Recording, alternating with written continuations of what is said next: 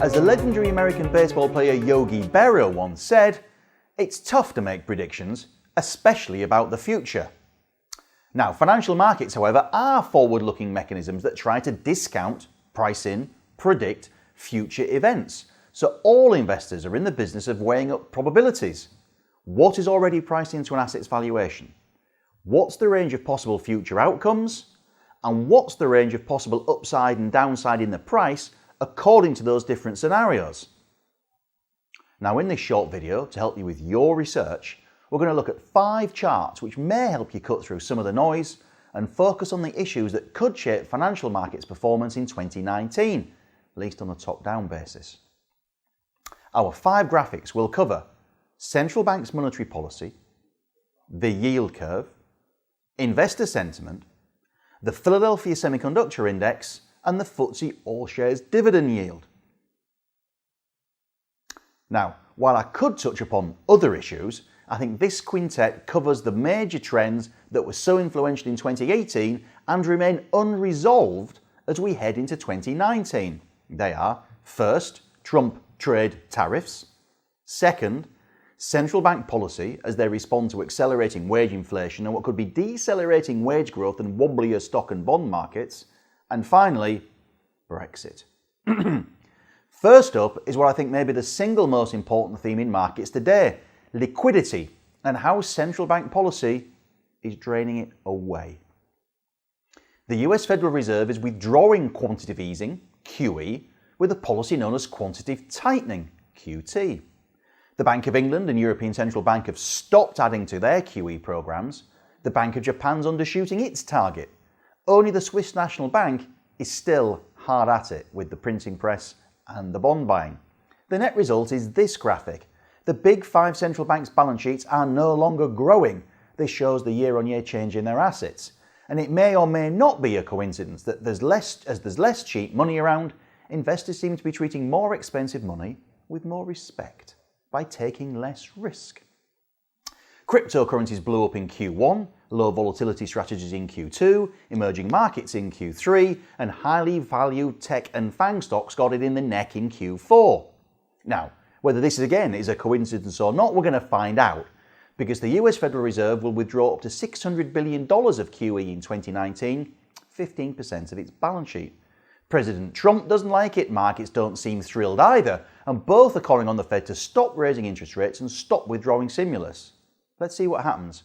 Under prior chairs Greenspan, Bernanke and Yellen, any stock market slide of size in the US was met with interest rate cuts. Current chair Jay Powell has said it's not his job to protect financial investors. But let's see if he's hold nerve if markets stay sticky. Now, another reason investors and the president are nervous about Fed policy is they fear it will tighten too much and kill off the recovery. And since that is what's tended to happen in the past, you can see why.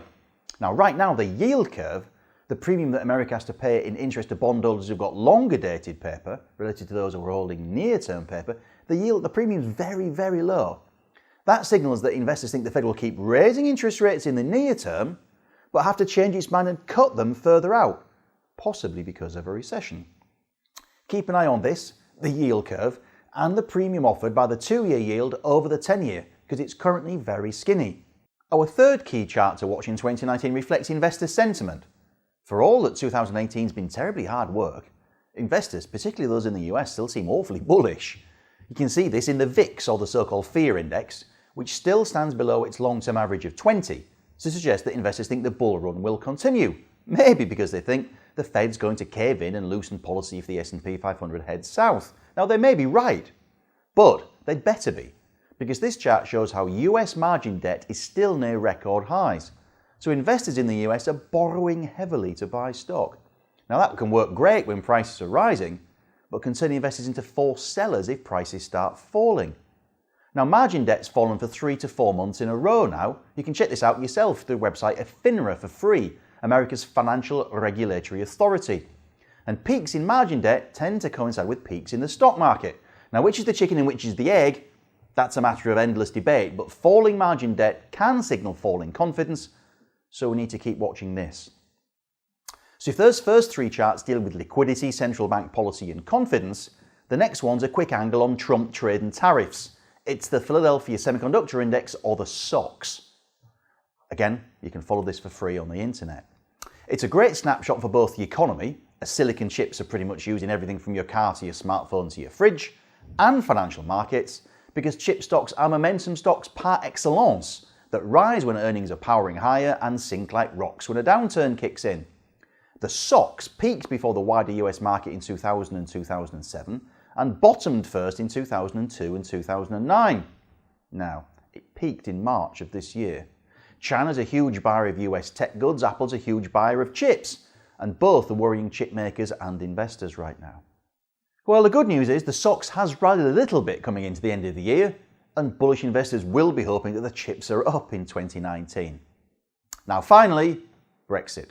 I'm not going to express any opinions on behalf of myself or my employer, so please don't email me or troll me to complain about any bias because I'm not going to express any views. But what I will say is the current policy confusion and the debate over whether Brexit will be good, bad or indifferent for Britain's economy, well, it's certainly hurt the UK stock market thus far. The FTSE has underperformed its global peers hugely since the referendum in June 2016 and it lagged again in 2018, with the result that the FTSE All-Share offers a 4.2% dividend yield now, compared to around 1.3% from the UK 10-year gilt or government bond, our benchmark for a risk-free return. Now that 2.9 percentage point gap is pretty much as big as it's ever been since the financial crisis. So either UK stocks are very cheap on a yield basis, or the analysts' dividend forecasts are wildly over-optimistic. Over to you to work out which one you think it is. So, sorry that was a lot to take in, but there is a lot going on. I hope it helps. Good luck with your research, and I look forward to seeing you next time.